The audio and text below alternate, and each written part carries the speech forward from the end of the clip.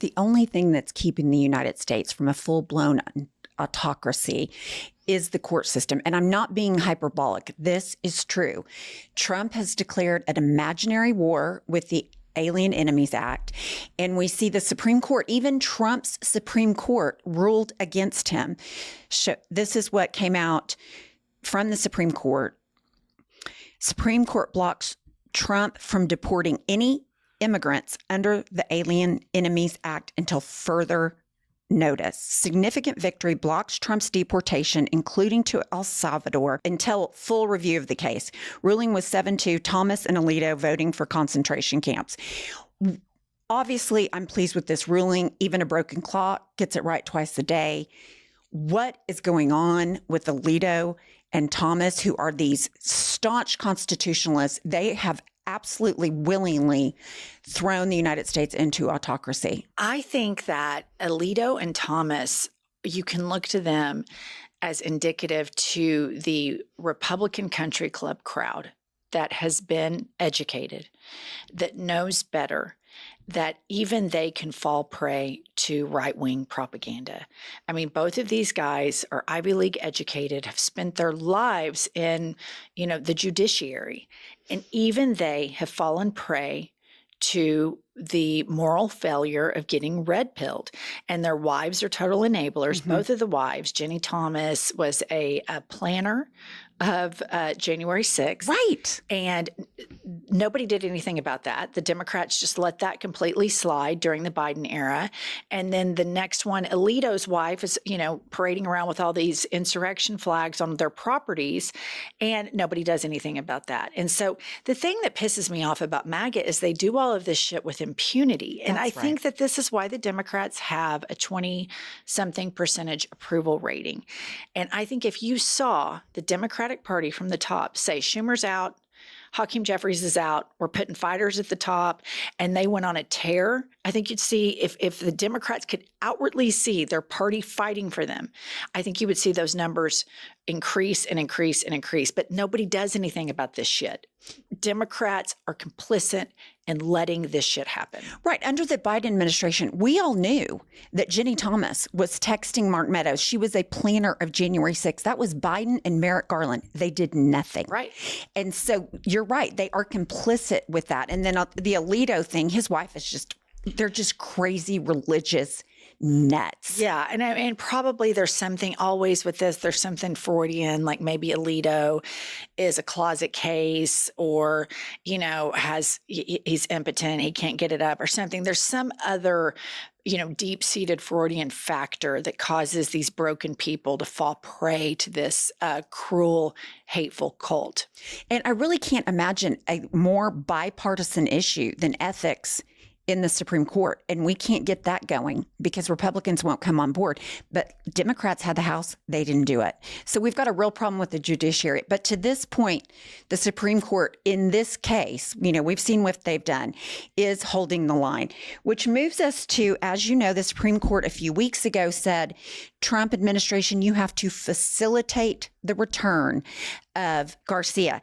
And so in New York, the SDNY yesterday, we have, after a brutal hearing in the SDNY, a federal judge in New York extended an order blocking the Trump administration use of wartime statute against Venezuelan immigrants in his jurisdiction without notice and a hearing. He compared it to an inquisition like medieval times. Can you imagine in 2025, this is the kind of justice the Trump administration is rolling out? And it's literally, other than the courts, it is going unchecked. And this is where I get back to this point. Okay, the Supreme Court knew that this guy is a criminal, a convicted felon, and they were complicit in this stalling of the Jack Smith investigation and giving him immunity, which then emboldened the most criminal, corrupt president this country has ever seen. And so now they're trying to Monday morning quarterback it with some of this stuff. But the autopsy on Trumpism is going to have everybody's hands dirty. When Biden won, he didn't clean up the Supreme Court, and he could have, and he didn't do anything about it.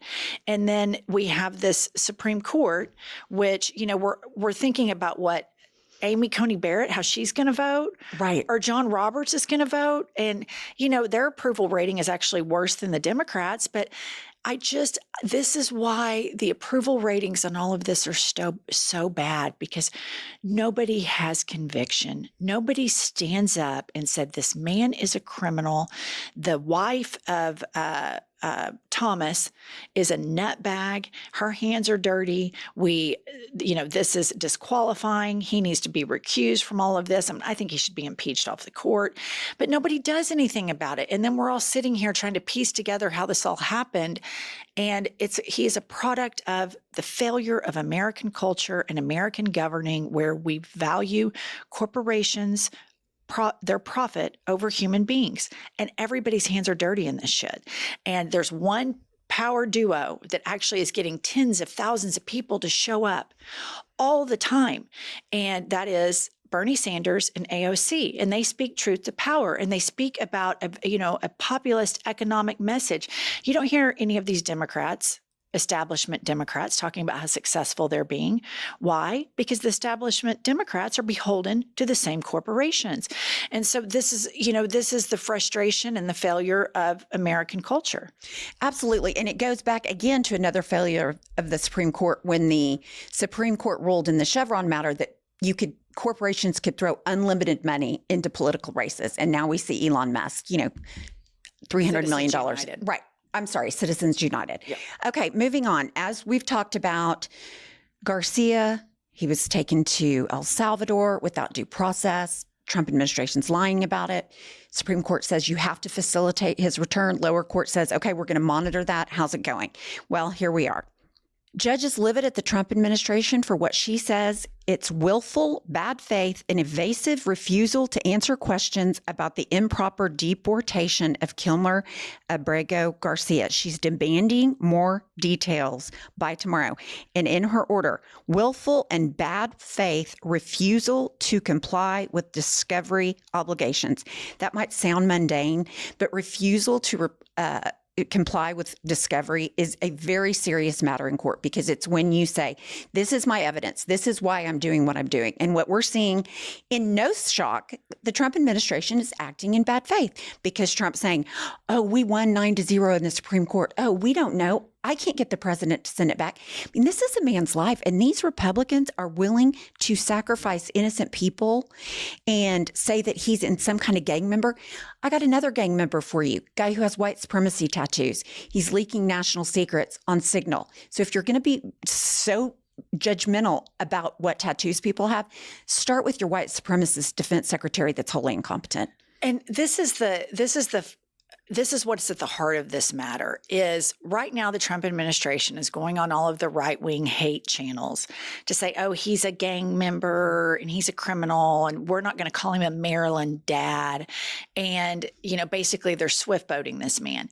And at the heart of this is, it's simple. It doesn't matter if he is a gang member. It doesn't matter what his past has. We always provide people due process. That is the difference. We don't kidnap people and then send them to a concentration camp and incarcerate them outside of American soil until they've had their day in court with evidence, with a judge. And that's what makes us different. And Trump has completely eviscerated all of that. And the cascading effects of that are, it impacts every single part of America. It will impact the economy because people do not like to invest their money in corrupt governments. It will impact when one day there's somebody's kid who maybe has a little bit of melanin in their skin, just all of a sudden gets disappeared and sent to El Salvador, and it just starts going and going and going and going. So this is a hill you have to die on. And, it frustrates me that you hear a lot of people in the Democratic establishment say, oh, they're putting too much emphasis on this, or they're putting too much emphasis on that. And it's like, we're not fucking stupid. That's what I think is so irritating for me about the Democratic establishment, is they think we're dumb. They think they can tell us the way Fox News tells its watchers. Here's what we care about today. And then they're like, okay, good. This is, hate him, love her, blah, blah. And the Democratic establishment is trying to do that to us. And it's like, we're not stupid. We see exactly what's happening here. They disappeared him, and now they're running his name through the mud. And it is a big fucking deal. It is a huge deal. And there's nobody even talks about that gay barber that they disappeared. Whatever happened to him? I think he's still in El Salvador. Yeah. And so it's just like, if that's who MAGA wants to be, then be it. We've seen it. We saw what you did on January 6th. We see what you do. We see the shit you post. We see the Sig Heils. We see all the Confederate flags. We see the Nazi flags. We know exactly who you are. We get it. We get it loud and clear. But we're not that. And we don't want to be that. And we're going to fight for your kids and your grandkids to not get disappeared, because we're not pieces of shit like you are. And that's the difference. And I don't know why it's so hard for Democrats just to not say it like that. Instead, we're talking about, should we play it this way or should we play it this way? I don't know. Maybe play it with a spine and with some conviction, and saying that's fucked up and it's wrong. But there are a couple of Democrats that went down there, like that we had him on. Yes, I know exactly who you're talking about. And the young one from Florida. Yes. We're having a senior moment. Maxwell Frost. Maxwell Frost. And is it Garcia? Yes, Robert Garcia. Garcia. Yeah. And they're totally fighting thank you. It's our millennial producer.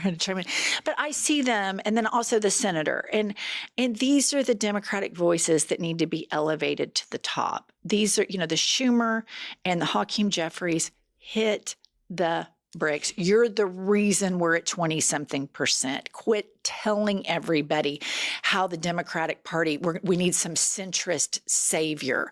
That didn't work out well for Kamala Harris when she trotted around with Liz Cheney. And the courts are, like Pump said at the beginning of this, barely helping us kind of keep this together. But we need to elevate the voices of people that are going to fight for the right causes and don't give a shit if they're reelected or not. That's a hill that they'll die on. Having conviction, having a spine, fighting for due process, fighting for the marginalized, fighting for every fucking American. Freedom means freedom for all. And I've had it with the Democratic leadership, had it. No, I've completely had it with them. And it is so unbelievable that we are pinning all of our hopes to keep our country a democracy on Amy Coney Barrett, the handmaid, and Chief Justice Roberts, who didn't even make Clarence Thomas recused from cases after his wife was part of the planning of January 6th. I mean, we're hanging by a thread here, people. By a thread. Please stick with us. We'll keep watching the news, and we're trying to get to 1 million subscribers. So please subscribe. Thanks.